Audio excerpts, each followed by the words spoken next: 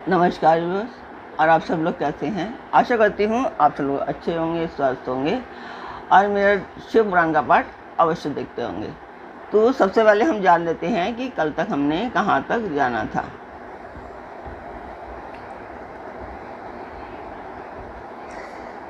तो कल तक था कि ब्राह्मणेतर पुरुष आत्मरक्षा के लिए जो सुलभ मात्रा में जप करता है वह ब्राह्मण के कुल में जन्म लेता है।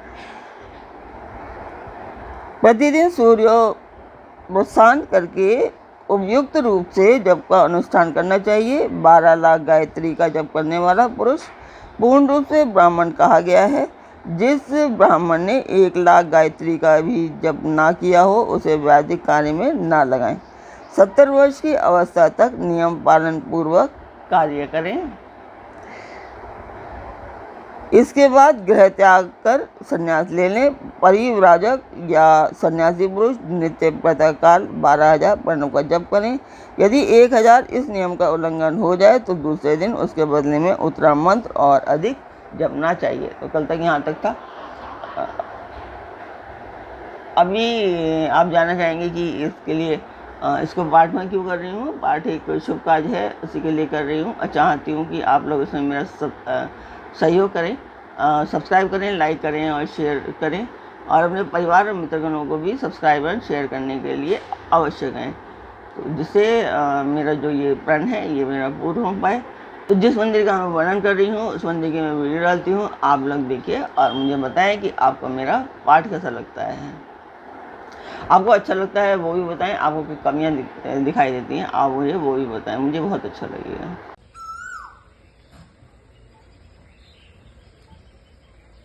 मंदिर की वीडियो आपने देखी, आपको मेरा पाठ कैसा लगा कमेंट बॉक्स में मुझे अवश्य बताएं। जैसा भी लगता है, अच्छा लगता है, कमियाँ दिखाई देती हैं, जो भी है वो मुझे आप ज़रूर बताया कीजिए। तो अब हम चलते हैं आज के पाठ पर। स्वागत करती हूँ मैं आप सभी का अपने इस कार्यक्रम शिव पुराण में। तो कल से आगे है कि यदि एक दिन इस नियम का उल्लंघन हो जाए तो दूसरे दिन उसके बदले में उत्तरा मंत्र और अधिक जपना चाहिए और सदा इस प्रकार जप को चलाने का प्रयत्न करना चाहिए। यदि क्रमशः 1 मास आदि का उल्लंघन हो गया तो 1.5 लाख जप करके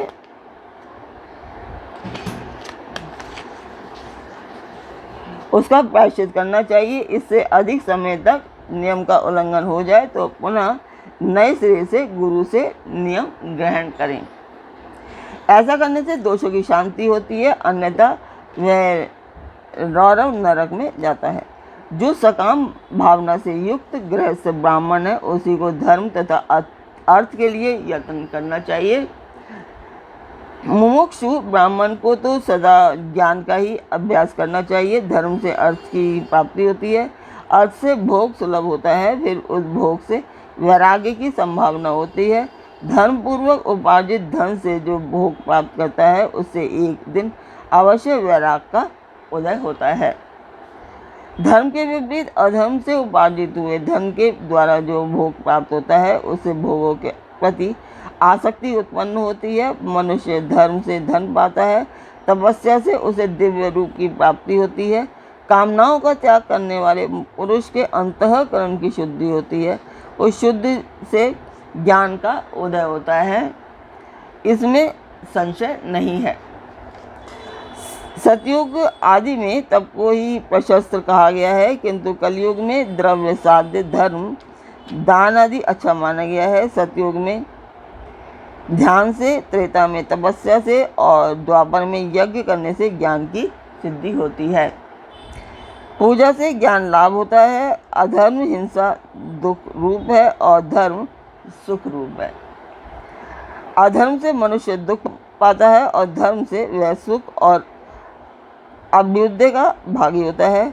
दुराचार से दुख प्राप्त होता है और सदाचार से सुख। अतः भोग और मोक्ष की सिद्धि के लिए धर्म का उपार्जन करना चाहिए। जिसके घर में कम से कम 4 मनुष्य हैं, ऐसे कुटुंबी ब्राह्मण को जो 100 वर्ष के लिए जीवन निर्वाह की सामग्री देता है उसके लिए वह दान ब्रह्मलोक की प्राप्ति कराने वाला होता है। 1 सहस्त्र चांद्रायन व्रत का अनुष्ठान करने वाला ब्रह्मलोकदायक माना गया है। जो क्षत्रिय एक सहस्त्र कुटुंब को जीविका और आवास देता है, उसका वह क्रम इंद्रलोक की प्राप्ति कराने वाला होता है। 10,000 कुटुंबों को दिया हुआ आश्रय दान ब्रह्मलोक को जाता है। दाता पुरुष जिस देवता को सामने रखकर दान करता है, अर्थात वह दान के द्वारा जिस देवता को प्रसन्न करना चाहता है, उसी का लोक वह प्राप्त होता है। वह यह बात वेदता पुरुष अच्छी तरह से जानते हैं। धनहीन पुरुष सदा तपस्या का उपार्जन करे, क्योंकि तपस्या और तीर्थ सेवन से अक्षय सुख पाकर मनुष्य उसका उपभोग करता है। अब मैं न्यायतः धन के उपार्जन की विधि बता रहा हूँ। ब्राह्मण को चाहिए कि वह सदा सावधान रहकर विशुद्ध प्रतिग्रह, दान ग्रहण तथा याजन, यज्ञ कराने आदि से धन का अर्जन करे। वह इसके लिए कहीं दीनता न दिखाए और न अत्यंत कलेशदायक कर्म ही करे। क्षत्रिय बाहुबल से धन का उपार्जन करे और वैश्य कृषि एवं गौरक्षा से न्यायोपार्जित धन का दान करने से दाता को ज्ञान की सिद्धि प्राप्त होती है। ज्ञान सिद्धि द्वारा सब पुरुषों को गुरु कृपा मोक्ष सिद्धि सुलभ होती है।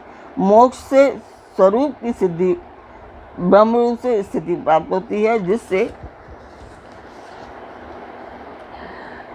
युक्त पुरुष परमानंद का अनुभव करता है। गृहस्थ पुरुष को चाहिए कि वे धन धान्य आदि सब वस्तुओं को दान करे। वह तृषा निवृत्ति के लिए जल तथा क्षुधारूपी रोग की शांति के लिए तथा सदा अन्न का दान करे। खेत धान्य कच्चा अन्न तथा भक्ष्य भोज्य लेहम तथा लेहम और चोष्य, ये 4 प्रकार के सिद्ध अन्न दान करने चाहिए, जिसके अन्न को खाकर मनुष्य जब तक कथा श्रवण आदि सधर्म का पालन करता है, उतने समय तक उसके किए हुए पुण्य फल का आधा भाग दाता को मिल जाता है। इसमें संशय नहीं है। दान लेने वाला पुरुष दान में प्राप्त की हुई वस्तु का दान तथा तपस्या करके अपने प्रतिग्रह जनित पाप की शुद्धि कर ले, अन्यथा उसे रौरव नरक में गिरना पड़ता है।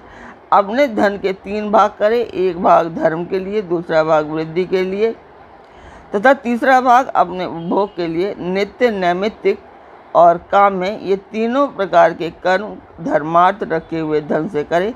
साधक को चाहिए कि वे वृद्धि के लिए रखे हुए धन से ऐसा व्यापार करे जिससे उस धन की वृद्धि हो, तथा उपभोग के लिए रक्षित धन से हितकारक परिमित एवं पवित्र भोगे। खेती से पैदा किए हुए धन का 10वां अंश दान कर दे, इससे पाप की शुद्धि होती है। शेष धन से धर्म वृद्धि एवं उपभोग करे, अन्यथा वह रौरव नरक में पड़ता है, अथवा उसकी बुद्धि पापपूर्ण हो जाती है या खेती ही चौपट हो जाती है। वृद्धि के लिए किए गए व्यापार में प्राप्त हुए धन का 6वां भाग दान कर देने योग्य होता है। बुद्धिमान पुरुष अवश्य उसका दान कर दे। विद्वान को चाहिए कि वे दूसरों के दोषों का बखान ना करे। ब्राह्मणों, दोषवश दूसरों के सुने या देखे हुए छिद्र को भी प्रकट ना करे। विद्वान पुरुष ऐसी बात ना कहे जो समस्त प्राणियों के हृदय में रोष पैदा करने वाली हो। ऐश्वर्य की सिद्धि के लिए दोनों संध्याओं के समय अग्निहोत्र कर्म अवश्य करे।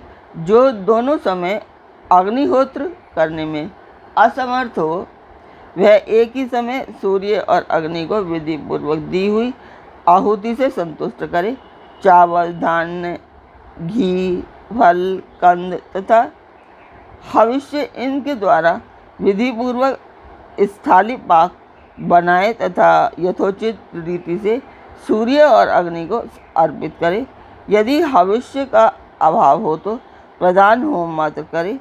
सदा सुरक्षित रहने वाली अग्नि को विद्वान पुरुष अजस्त्र की संज्ञा देते हैं, अथवा संध्या काल में जब मात्र या सूर्य की वंदना मात्र कर ले।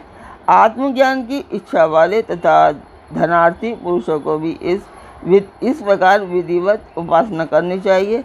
जो सदा ब्रह्म यज्ञ में तत्पर रहते हैं, देवताओं की पूजा में लगे रहते हैं, नित्य अग्नि पूजा एवं गुरु पूजा में अनुरक्त होते हैं तथा ब्राह्मणों को तृप्त किया करते हैं, वे सब लोग स्वर्गलोक के भागी होते हैं। तो आज का पाठ मैं यहीं पर पूर्ण करती हूँ। कल फिर मिलेंगे एक नए पाठ में, एक नई उमंग, एक नई तरंग के साथ। उम्मीद करती हूँ आपको मेरा पाठ अच्छा लगता होगा और आप मुझे कमेंट बॉक्स में अवश्य बता सकते हैं। तो कल फिर मिलेंगे, तब तक के लिए ओम नमः शिवाय।